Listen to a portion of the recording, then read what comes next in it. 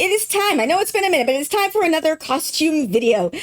In this video, once again, I am joined by costume expert Pez, who very famously watched all of season 1 of the Wheel of Time TV show. And because of her background in costume design, she was able to predict things that happened like all the way to the end of the book series, from hints in the costumes in the TV show. So she knows what she's doing. And so, yeah, she joins us again in this conversation as well. I'm joined by Bree, who is one half of the sci-fi fantasy romance author duo, the best-selling sci-fi fantasy romance author duo, Kit Rocha. Their most recent book is Consort of Fire, which is a very fun, very, very, very sexy, very sexy book about a horny dragon, among other things. Anyway, really, really good book. Highly recommend it. But yeah, in this video, we are going to be talking about the costumes worn by Perrin. And much like the costumes worn by Matt, he doesn't have that much, but we ended up having an interesting conversation just about, like, not only about his costumes, but also about just his character and his character arc in the story and in the books in general.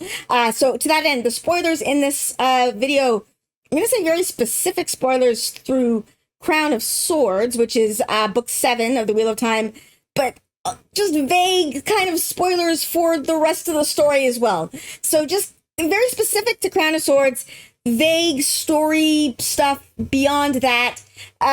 So just, I don't know, use your own discretion in watching this video. But with that out of the way, let's get into this. Let's be nerdy with Let's Be Nerdy. Let's be nerdy with Let's Be Nerdy. Oh, you removed the turkey hat for public consumption. I can put it back on. It's okay. It's up to you. The second I say I'm going to record, the turkey hat disappears. Trying to treat your channel with the dignity it deserves, Jenny. Jeez. I say in my dapper plaid hat. Your Is dapper that what plaid we're hat doing? is fantastic. Yeah, exactly. My channel deserves an incredible amount of dignity. I didn't spend an inordinate amount of time yesterday giggling because I got to flirt with a fiery tiefling. That's, You are really a fiery. real gamer now, Jenny. No, you know the point that when I knew that you were officially a gamer? When you sent me that map and you couldn't find out where the thing was because it was in a cellar or something, and I was like, Jenny, you are living. And I immediately knew what was going on because how many times have I run in circles around a quest thing on a map? Like, where the hell is it? Assassin's I Creed spent like is an hour or actually something. terrible for this because Assassin's Creed has so many like hidden things in caves, and you have to go back like 20 minutes away to find the cave entrance, and you've just been standing on top of it for an hour. So Yes, that's what it was. I was standing on top of it. I kept walking around in circles like, the thing says it's here. The game is lying to me. I'm so proud of you. You're having real gamer moments. Just living the life. Any thoughts on who you wanna look at today? Because I said I was in my Two Rivers plaid, so we have to round out the boys. Round out the boys. Okay, cool. Let me open up. Pez is frozen in this like terrified look. I had to change hats. Oh, excellent. I'm not sure Perrin's gonna love that hat, but he probably will. But also, it's great. It's absolutely great. So yes, there he is. Hi, Perrin. My boy. Yeah. I love my little wolf boy. He's a good boy. Oh my gosh, I'm sorry. I didn't mean to do that. He's a good boy. Good boy. I swear that was an accident. Need to talk to him like he was a dog. Amazing. This, to me, the fabric, I'm using the word fabric really, really loosely. It kind of looks like leaves. I think it might be leather with like woven reeds in it. Okay. Like they cut the leather and braided leather to me. Yeah, braided leather. Yeah. It could be plants. There's a little bit in there that makes me think plant life, but it's definitely it's not plate mail like what we see some of the professional soldiers wear, but it's definitely armor of some sort. And it's interesting to me because it's not like any of the other armor that we've seen. It's not Shinaran armor. It doesn't match the soldiers that they're traveling with who are from Shinar. It also doesn't match like the padded gambeson type garment that we saw on Tam in season 1 in the Two Rivers. Oh, Now, okay. we don't know You if just used that a was. word I'd never heard. The Oh, gambus. sorry. Okay, the padded like under. It looks like a quilted padded undergarment that goes under armor to help like Right. deflect blows and pressure. Tam wore one in season 1. I don't know if that's actually like Two Rivers style armor or if that's meant to evoke where Tam used to live and what his career used to be. But yeah, it's really fascinating because it's clearly made for him. Yeah. It fits him very nicely, but we don't know, is this Two Rivers make? Is this Shinaran? Is this something else entirely? I would imagine it would have to be Shinaran because like just the canon of the show, they left the Two Rivers with nothing. He got the Shinar and like had one outfit. But that if he had he's to have making replaced, him so- armor, they don't have to make it in the Shinaran style. I think That's is the true. That's point. true. Yeah. True. It's definitely meant to evoke somewhere or something different than what we see the soldiers from Shinar wearing. I just don't know. We don't know, did he make it? Is this, who knows where all they've traveled through. The shirt, I believe, is the same one that he picked up in the With healing yellow houses. Oh, the yeah. Yeah. I think so too. He does And I still think the have same with metal the buckles. pants. He still has metal buckles, and he's still wearing his ring. Yeah. Oh, sweet. His ring of sadness. I do love this like vest armor thing though. I really it does have it's really interesting to me because visually it seems rustic compared to what all the Shinarans are wearing, but it's also very intricate and like different patterns, like the along like, in the hems, it's like it looks like it's got these like braided cords that are lashed together. Like, it's which would weird help to me with because deflecting like arrows, for example. Okay. Like that's what it reminds me of, is there's some like East Asian armor that I've seen in historical examples that could help deflect arrows, or basically they didn't have good steel, I guess, in East Asia. So they mostly had things that deflected other kinds of armor or arms, not sword deflection necessarily. Okay. Yeah, like it's interesting to me because it almost certainly is leather, not plant, but it still evokes plant to me, which makes him feel less violent than the art. Like he looks more peaceful. It looks like armor by way of the Tuatha'an almost. Yeah, that's like you can tell that's the journey he's been on in a way. So it could just be that it's like a lower social class of armor, like the plate mail that we associate in our heads with knights wouldn't have been on like their lower class folks, which is nonsense. But well, I mean, armor costs money, I would assume. Like it's not. Yeah, it's very expensive. So yes, yeah. It also reminds me a little bit of Loyal. I was just about to say that he goes visually with Loyal better than anyone else. Yeah, and like that's who he's talking to in this shot, actually. So yeah.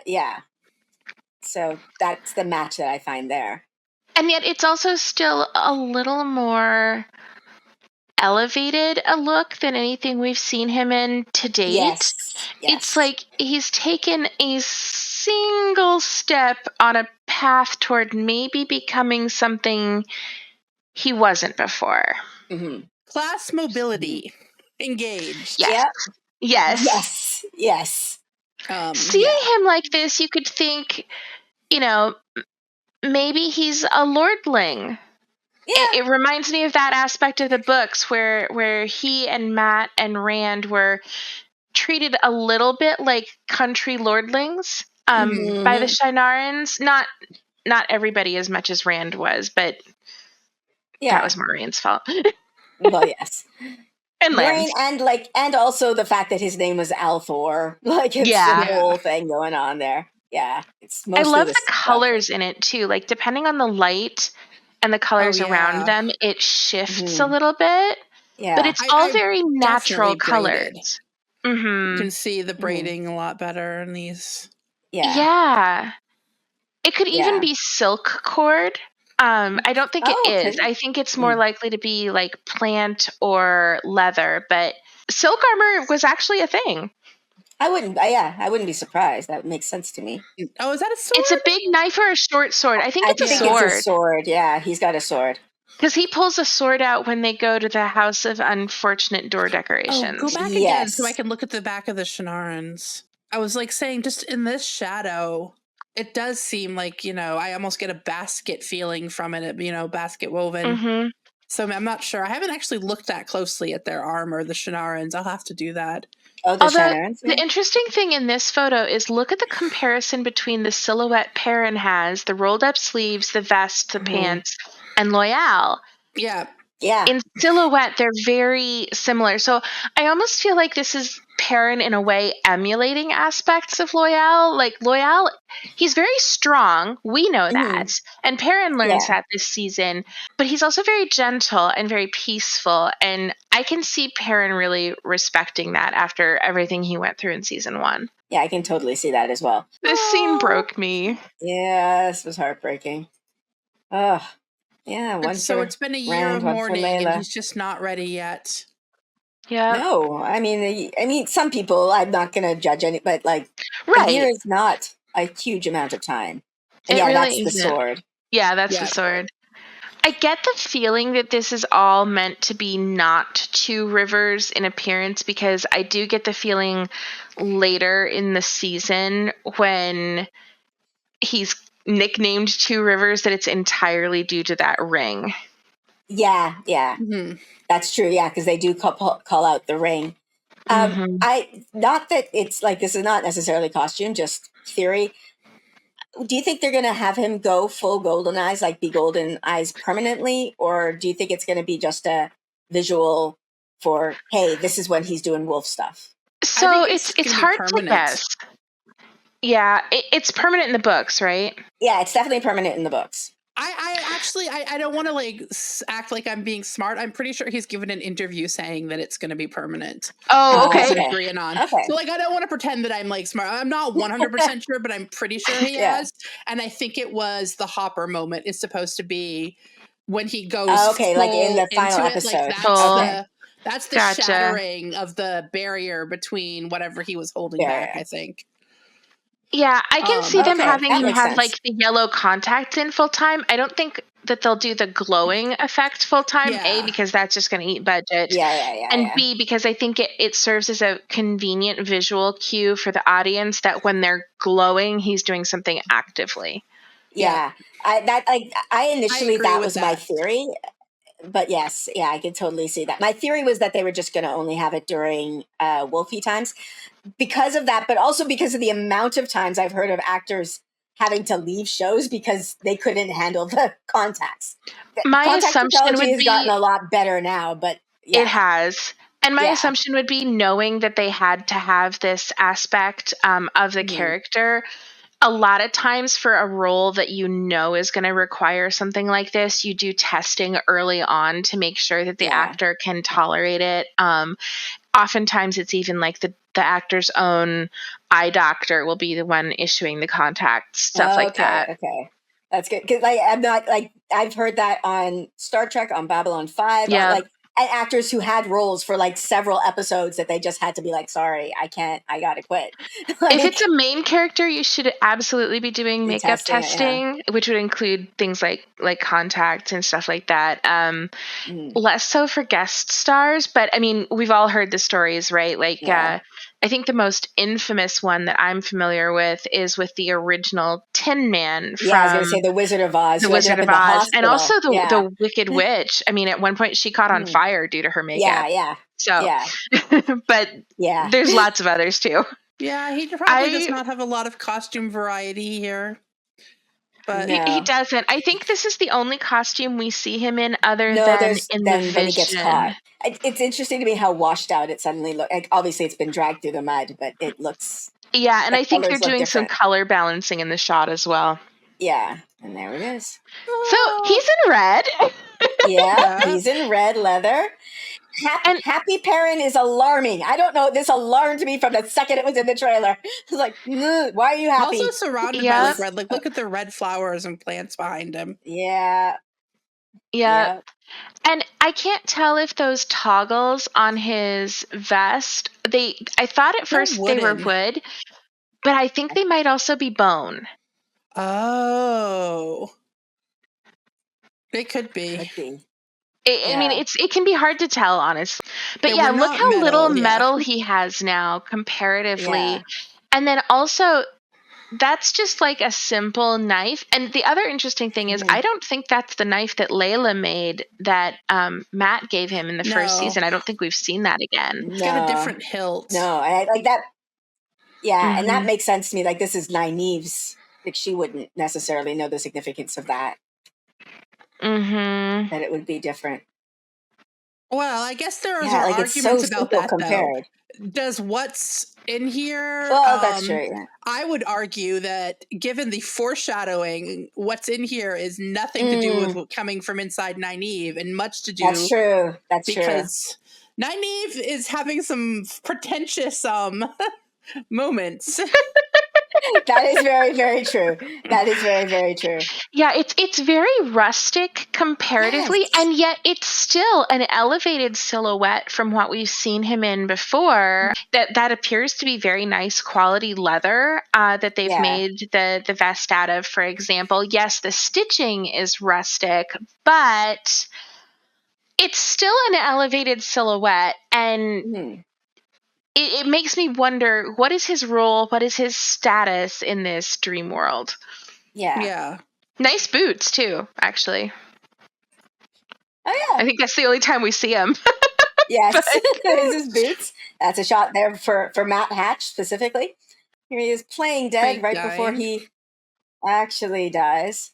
And then, I think I just was trying to get better shots of the vest. Also, that lavender on his shirt, I feel like that's almost the exact same color Egwene was in. Those two, the lavender really and the similar. mauve. She had like some of those too. And that golden light is very dream world to me. Yeah. And then back to reality. Yeah, back to reality. Snap back to reality. Boom, there goes gravity. Hopper. I like how the braiding looks almost metallic in this particular shot. Like, I feel like that's intentional. They've done something to make that material, whatever it is, a little bit shinier because they knew they were going to have night shots with him. Yeah. And look how all you get is this slight gleam off of him. Like, he blends into the natural world, but there's still a little something.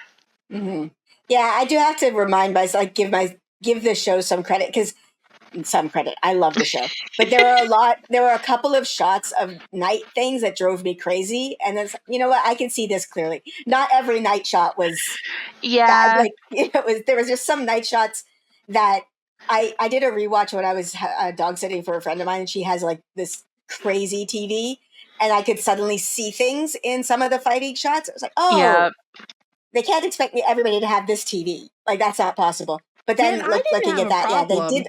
I had a huge problem. It depends on which TV I watch on. If I watch on my computer, I don't have a problem. And I have a nicer, like, newer TV that I sometimes watch things on, but it's in the basement and I'm lazy. If I watch in my living room, it can be hard to see. Right.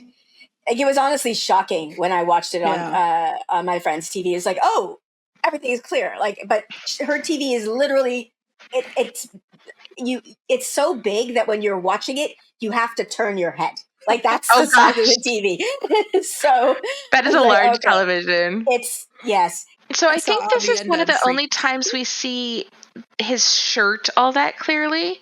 Yeah. And I can't remember if the one that he picked up in Tarvalon had that center closure and the buttons, but it's certainly meant to evoke the same, sort of simple shirt. Yeah, and it's the same color. Like yeah, that's I'm pretty for sure it's the same one. Ugh, Oh my gosh. I get it, but oh my gosh. Okay, like screenshots of a murder. So Bye, yeah, Just Daddy. a little light murder between friends. yeah, between friends. Yes. Huh. So So yeah, that's Perrin. I mean, that's there's Perrin. not a lot of secrets hidden in his clothes, I don't think, Mm, other than in the dream, right. in this particular season. But Perrin's off to a slower start in this Mm, season. And I think that's a good thing, because if they were all always in focus, it would be yeah. exhausting, honestly. I mean, I certainly miss Perrin to some degree, but I feel like Perrin and Egwene in this season are really like the heart of the Two Rivers kids. Like, we've seen Matt and his struggles. Obviously, we've seen Rand and his struggles. Nynaeve goes Yeah. through it in a big way this Yeah. season. But Egwene and Perrin are kind of the ones who are suffering the most without others supporting them. Mm-hmm. And that's Yeah. interesting to me, the way that the two dreamers have that similar track. Oh, that is interesting. Yeah, because they have that in common. It's See, his eyes Perrin. are gold Yeah, here. Yeah, they're they gold here. are. You're right. They're right. And They the are. fighting has stopped, so. Yeah. Yeah. That's Oh, just the Perrin, go thing wash from your now on. face, bud. Yeah. You know what I also I thought was interesting in this episode? Just do you know the scene when Matt runs up on him? Is like, who are all these people? I was like, Perrin, this is just the start of you collecting the most random bunch of people to follow you around. Yep. Yep. You are like a Absolute most black hole. Like random it road trips you are Get going to used be to going it. on. is true. It is true. Yeah. And the other Perrin. thing I like in the pictures that we have when Matt runs up to Perrin, even though Perrin isn't dressed like the Two Rivers anymore and Matt still kind of is, they still look like they belong together in a way, like not in a shipping way, although, I mean, if you want to do that, that's fine. Yeah. But you can tell they seem to fit somehow. Mhm. Even though Perrin isn't in the Two Rivers plaid anymore, the weaving on that vest kind of evokes it in a certain Yeah. sense. I did So they think still about sort that, of fit together. Yeah. And they are also just Yeah. like, compared to everybody else here. I mean, Loyal's wearing the weird Shan Chan Yeah. light slavery costume. Yeah. Mm, And our Aiel. And then our we have Aiel. the Aiel. Yeah. yeah. They So, both Yeah. look very out of place in this desert city, that's for sure. yes. That is true. It is true. Okay, Danny, we Yeah, keep Perrin, interrupting you. What's your thing? Sorry. Yeah. I was just gonna say, I made a video of like things I like, things I didn't like, and things I'm waiting on. And Perrin is someone I feel like I'm waiting on. Like it's Mm-hmm. his story. He's the character I feel like I'm missing the most so far. Like, we get him, but he's like I feel like I don't know him as much as I know the other main characters.